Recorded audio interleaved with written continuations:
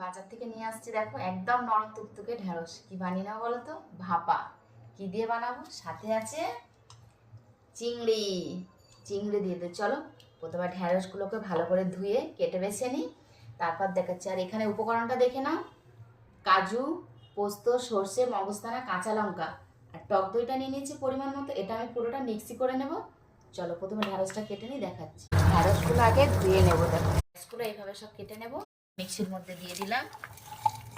এটা মিক্সি করে নেব। এক একটা বড় আছে, যেগুলো বড় আছে ওইগুলো দুভাগ করেও দিতে পারো। এখান থেকে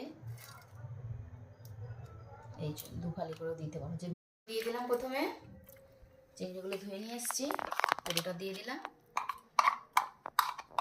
পরিমাণ মতো লবণ, হলুদ গুঁড়ো দিয়ে দিলাম পরিমাণ মতো, লঙ্কা গুঁড়ো, সামান্য জিরের গুঁড়ো। সর্ষের তেলটা দেখো ছোটো বাটিতে হাফ বাটির মতো নিয়েছি, পুরো তেলটা দিয়ে ভালো করে মাখিয়ে নেব।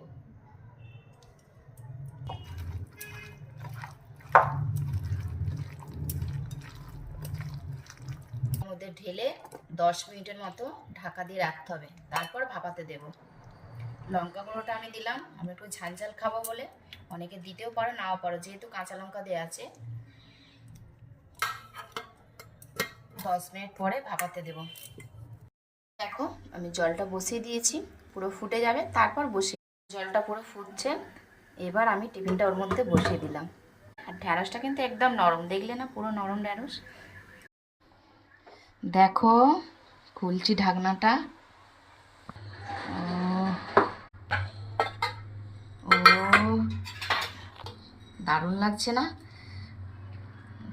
গরম ভাতে পুরো জমে যাবে। আরে দারুণ লাগছে না? সত্যি দারুণ সেন্ট উঠেছে।